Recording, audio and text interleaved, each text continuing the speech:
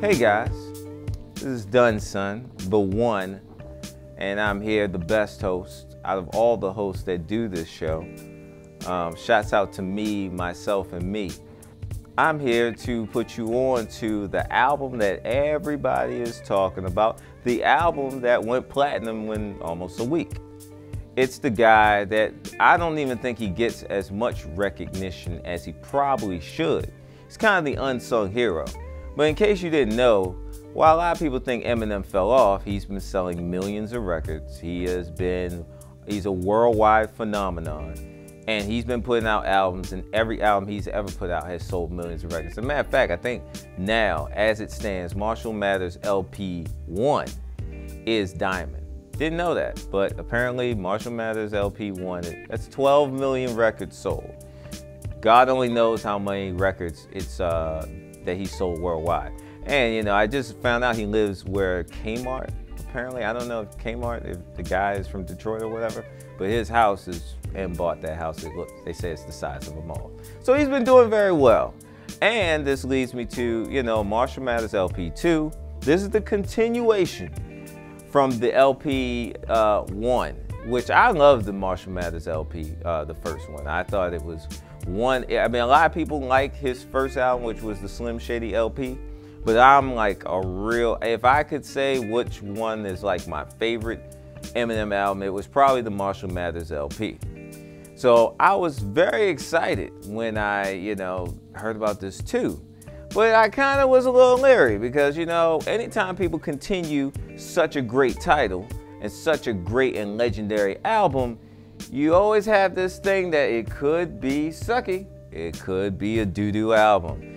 Eminem is in a class in which I would never say it could, but the area is there. So I'm going to take you through to what you need to know and whether or not you need to grab that album. The first track that I'm going to put you on to is So Much Better. So Much Better. You're thinking when you hear the title, So Much Better, that's probably a track that's like talking about maybe he got well from a stomach virus or the doo-doo bandit. But no, that's not it. Actually, So Much Better is almost like the breakup anthem, breakup song.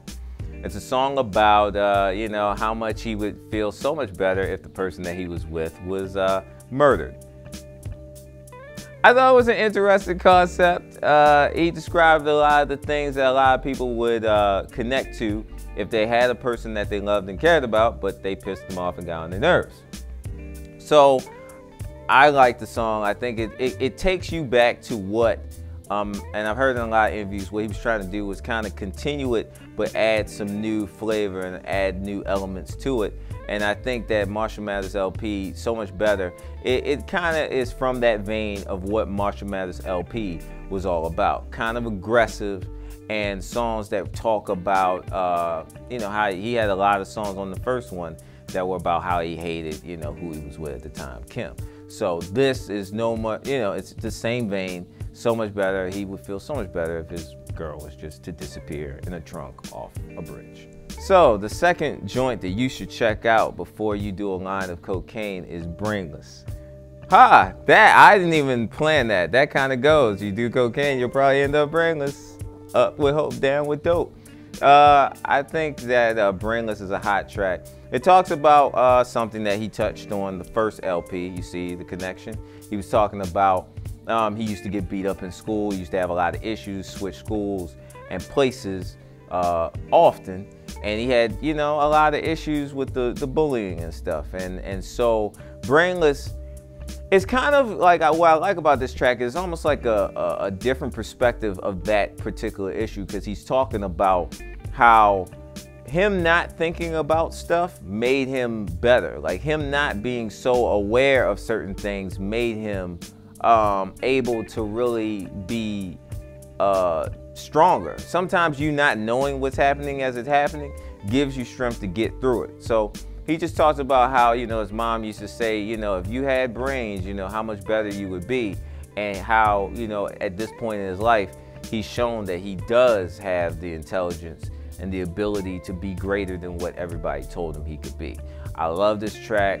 I think it's a hot track, and like once again, if you like Eminem, you like him for being able to create great concept tracks and do great wordplay with his wizardry with words. Ha ha ha.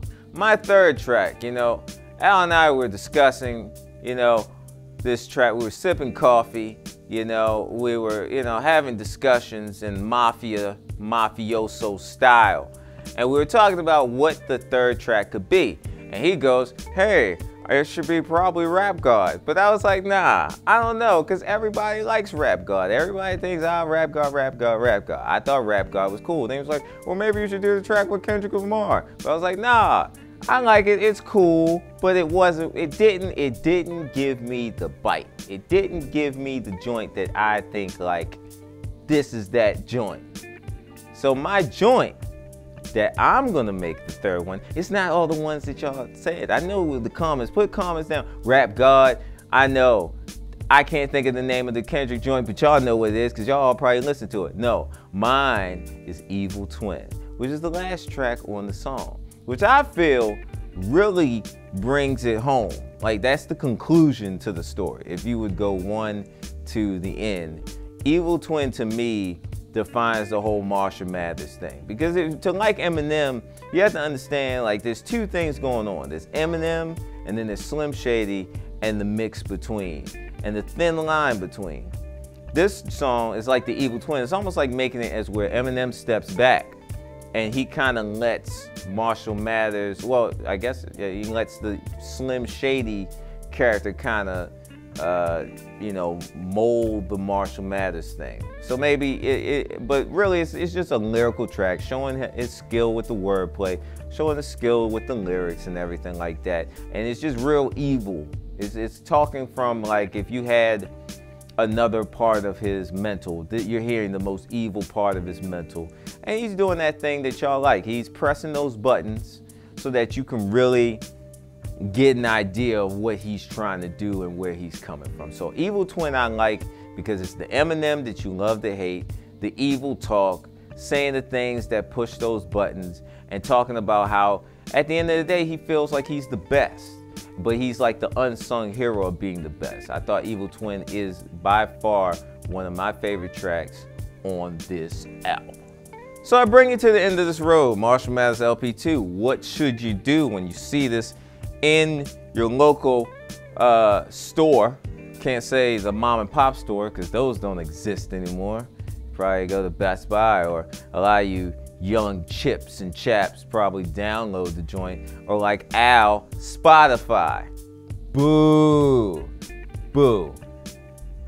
I say you go out and you buy it. You get the physical copy, deluxe version, so you can look through the booklet, see who produced it, who didn't produce it, where they mixed it at. You guys don't do that type of stuff.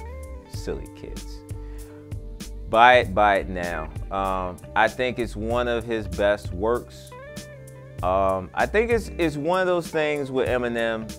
I had no expectations. I figured it'd be solid, because we're talking about rap, and we're talking about Eminem. He will go down as one of the top rappers to ever do it. And in an area, at the end of the day, with a lot of rap coming out, where people are just creating all types of stuff, you can tell that he really took his time, put together his lyrics, his songs, his beats. Rick Rubin, executive producer, he put some beats on there. And the Rick Rubin beats are hot. I like it. He brought back a little bit of that Beastie Boys 808 type of sound. And he got a host of other producers like DJ Khalil and a bunch of other guys, So I think it's a great album. I think it's something that I think people will get more of it in the next year. 6 months from now, I think people will understand it even more. But I love that he's doing it. I don't think at this point it's about money. I think he loves the rap. He said it on the Sway show when they did a town hall. He said, he just likes to rap. He doesn't know how to do anything else. He really is just a rapper. And if you notice, out of all the artists that people love, he's the only artist that you really don't see him do anything but come out with albums and rap. He really is a rapper's rapper. He loves to just spit. That's all he loves to do. And that's what he does best. So if you like rap, do that. Buy it now. Do it now. Done, son. I'm out of here. Let's go. Yeah.